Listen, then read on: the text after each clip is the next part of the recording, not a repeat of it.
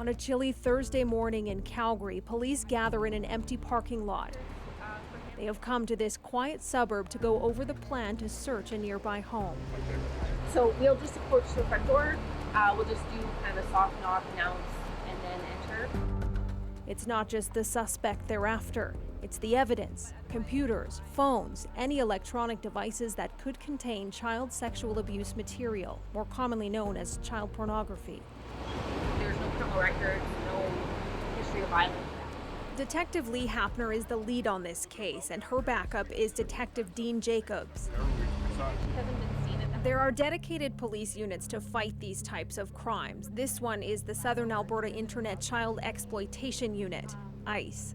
When I started in 2013, I don't even think we'd hit 400 cases for the whole year. There's been a steady increase, probably 20-30% each year, and this year we will probably hit close to 1,500 cases. And that number only accounts for half of Alberta. Nationally, data collected from Statistics Canada paints a disturbing picture.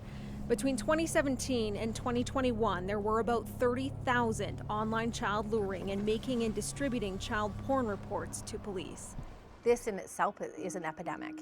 We investigate the clear net. We rarely even dive down into the dark net, which is truly where those really, really bad people are functioning. And there's another threat. Sexual exploitation, or sextortion of minors, has been growing at an alarming rate, especially in 2022. We were noting in the first 6 months that we had a 150% increase in the number of reports related to sextortion. Sextortion is a form of online blackmail where criminals deceive children through various digital platforms to obtain explicit images. Victims are then extorted for money or more material. Stephen Sauer oversees Canada's youth tip line for online sex crimes. In July alone, they had more than 300 reports, up from 40 just 2 years ago. About 90% of the extortion victims that are reporting to us are young males. But those unsettling figures don't even come close to the real numbers of kids being victimized. Many feel ashamed and too embarrassed to come forward. Sextortion is one of those things where there's a lot of victim blaming, that you complied with that request to send the picture. You shouldn't have done that. And I think that is the silencing factor. That's why this mother, who we are calling Sarah, has asked not to be identified. Her teenage son was a victim of sextortion, and she fears he will be stigmatized. She's speaking out to warn other parents. Can you take me back to January of this year and tell me what happened? I was just about asleep when my son came running into my room, very distraught, very upset. He literally came in the room hyperventilating. I had to get a bag and get him to put his head between his legs and breathe while I figured out what was going on. And I figured it out pretty darn fast, looking at the phone. The perpetrator convinced her son, who was 15 years old at the time, to send a sexually explicit video. He believed he was flirting with a young woman. This person led him to believe they were sexting. Let's do it on video while the video was recorded, and then used it as blackmail for the money. Instantly. Boys are getting extorted for money. The extorter is looking for financial gains from our targets, and the boys will send a picture or a video. They will then get a message immediately back saying, well, thanks for the picture, but I want money now from you. Out of fear, some of them pay, others don't. Girls are being targeted too, experts say, but the offenders tend to be interested in them sexually, so girls are being blackmailed for more content.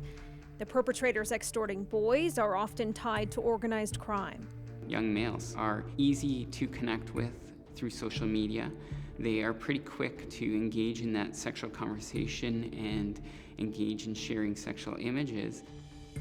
Authorities say some organized groups are based out of Nigeria, Ivory Coast, and Southeast Asia, but predators could be anywhere in the world. There's no borders with the internet, so these guys can go and work anywhere, and so can we. So police have to reach out to other law enforcement agencies for help. With this particular crime, we are reaching out to the Ivory Coast and reaching out to Nigeria through Department of Homeland Security and the FBI, and then they're reaching out to their partners there to try to locate and arrest these targets. How much money did they ask for? I think it was $500 immediately, or the video would be shared with all of his friends and family, and very persistently, text bubble after text bubble after text bubble, that this person is going to ruin his life by distributing content. Sarah told her son to block the person immediately, but it didn't help. The offender sent the video to her son's friends and family on Facebook. He lost his girlfriend. He also lost a lot of his friends. It's heartbreaking to watch their life crumble, and there's nothing you can do about it. You seem like you have a pretty close relationship with your son. What do you think would have happened if he didn't come to you? Oh my goodness. He would not have been emotionally able to handle anything. In recent years, a terrifying pattern has emerged.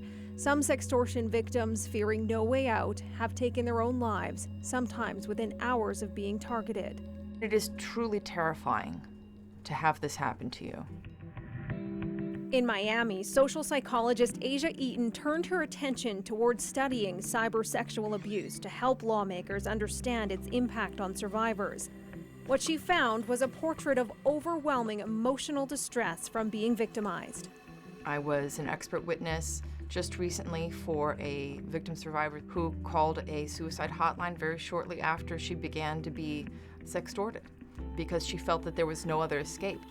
Eaton points to the fact that kids' social circles are much smaller than adults, so they feel there's nowhere to hide. There's no safe place. There's nowhere to retreat from these images and the harassment that follows them. I've found that individuals suffer from physical strain as well as emotional strain, stomach aches, headaches, sleeplessness, waking up in the middle of the night panicked, looking online to see if one's images have spread further. So the consequences are tremendous. There have been cases where victims have ended up taking their own lives. Did you ever have that fear? Absolutely. And that's why as soon as the next morning, I got him into counseling. Had we not done that immediately and taken such fast action, I don't think we'd have our son today. Just counting the numbers. Back with ICE, detectives Hafner and Jacobs are driving to the suspect's house. So we just had the briefing with our ICE units, what the plan is when we approach the house and how we're going to enter, so that everybody is on the same page. In a matter of minutes, the team rolls up on the scene. With them are patrol officers and the tactical unit, just in case they need to force open the door. Speed is critical. There's always a risk that the suspect inside will be tipped off and destroy any potential evidence. It's 7 a.m. and the ICE team is moving in on a suspect's home. City police, open the door. Hi, good morning. Police, you have a search warrant for Today's search is part of an investigation involving child sexual abuse material, or CSAM for short. The unit has been working on this file for over a year.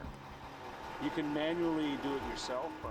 Lead forensic examiner Alan LaFontaine and Detective Justin Brooks are setting up Myrtle, a mobile evidence recovery technology lab that's vital to catching criminals.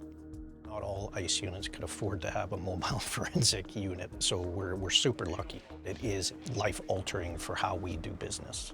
That's because officers can search and seize items and bring them here for the techs to review. Whose laptop? They're all Traditionally, before, exhibits had to come back to the office and get subjected to a full forensic analysis, which is time, huge amount of time. So with Myrtle, we can typically drill them down to, okay, we only need 3 of those items because the rest have no evidentiary value. This is his current cell phone. Okay. That was on his chair. Since the examiners are able to crack open most of the devices on site, they're able to put the pieces of the puzzle together fast. Detective Lee Hafner is in charge of the case.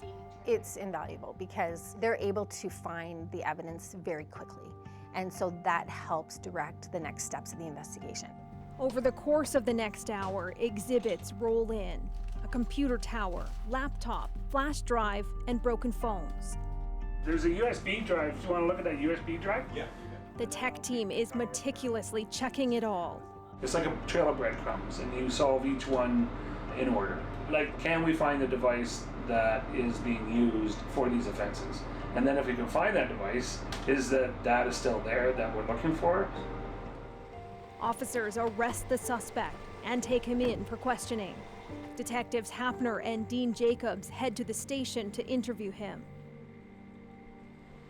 Back in Myrtle, examiners are running into hurdles. So far, they haven't found any illegal material. They think it's on this cell phone, but the team doesn't have the code. Doesn't want to give up his password yet. Copy. And trying to decrypt it has been challenging.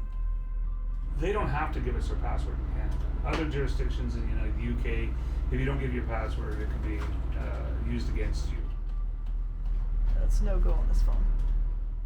They need to take the device back to headquarters to use another machine to get it open. We are done with searching. We have a few more phones just to eliminate. The team was alerted to this alleged perpetrator through a series of tips. We received 12 different reports from 2 different social networking sites. American service providers must report CSAM to the National Center for Missing and Exploited Children or face fines up to $300,000 US if it's discovered they didn't. And then based on where the IP is, the report gets disseminated to the respective law enforcement agency in that jurisdiction. For police, getting warnings from social media firms is key. Youth are frequently being targeted by predators on these platforms and are either being asked for videos, pictures, or money. I don't think people truly understand the scope of the problem and the amount of material that is on the internet. We're inundated. It's like shoveling water. It's never ending. Jacobs has been a detective with ICE for almost 15 years. It's a tough job.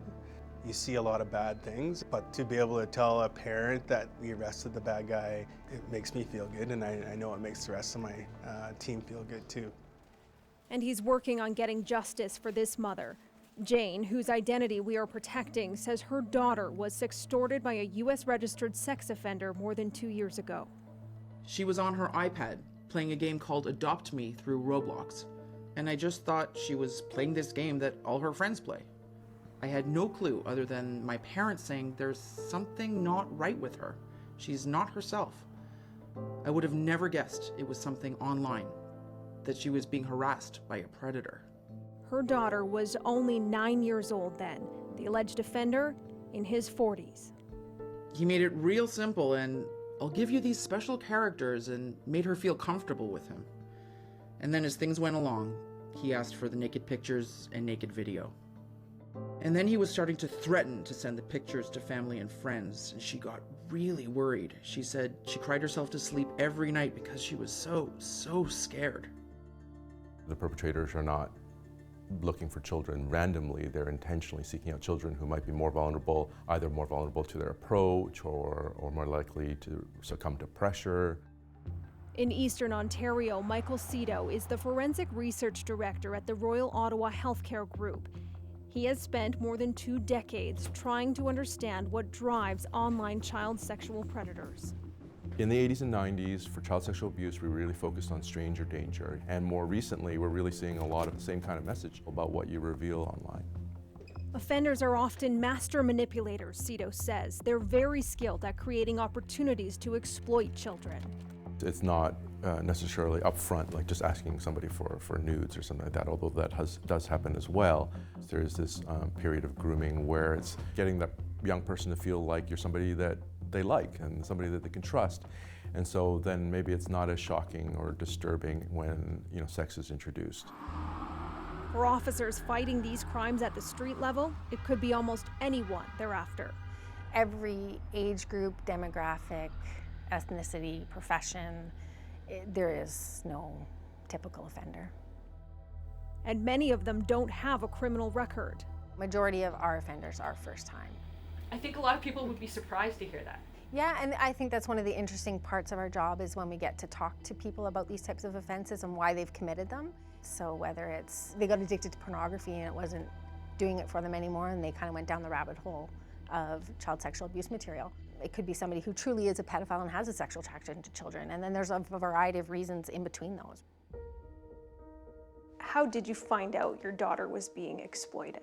I found out through text, and she said, "Mummy, I've done something seriously, really, really wrong, and I'm so sorry."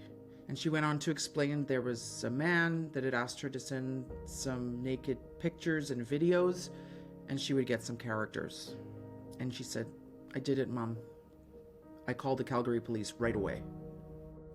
The case was then handed over to ICE. That case is still a work in progress, but working with the FBI, we were able to arrest the individual. So this is not over for you? No, not until there's a final verdict. Laws around online sexual exploitation vary depending on where you live. The Canadian government has been considering legislation to tackle the problem, but the proposed bill has been widely criticized. There's much more that we need to be doing as a country. Canada is only starting down the road now of looking at an online safety bill, and really nothing has come into place. Stephen Sauer of Cybertip.ca says Canada should adopt similar laws as Australia. Recently, the Australian government enacted legislation to compel companies to provide information on the steps that they are taking to combat sexual exploitation in their platforms. It also created an agency with the power to pressure companies to remove content. And if they don't comply, the Australian government can fine them quite heavily. At the scene, after hours of searching and coming up empty, examiners say they found disturbing videos. Okay, this could be bad. Is that him? Maybe.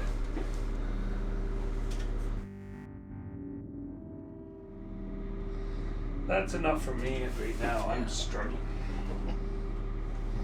She's showing her breasts. Yeah. And she's 8. Yeah. This discovery could be key to laying charges. LaFontaine talks to the detectives about what they've uncovered. Throughout the morning, they have been in constant contact. I think the laptop yields 3 offenses. The examiners send a screen grab of what they found to detectives so that they could use it during their interview with the suspect. This ultimately led to, okay, you got me, here's my password. So yeah, crucial. The suspect is now facing 5 charges. It's too soon to tell what the outcome will be. The allegations will need to be tested in court. We're actually done in the house, so we're about to release the scene. One thing is clear. In an increasingly digital world, online sexual exploitation of children is virtually impossible to stop. It's prolific, and it's a problem that police can't solve alone. You know, on any given day, there's probably hundreds, thousands of targets within our jurisdiction. Knowing that you can only just scratch the surface of what's going on, that to me is the toughest part of my job. I think that's the fear of everybody in this unit is missing a child that's being abused. At the end of the day, the victims of the crime are the most vulnerable in our society. We all need to work together. It's not just the police problem. We're not going to arrest our way out of this. We need help from everybody.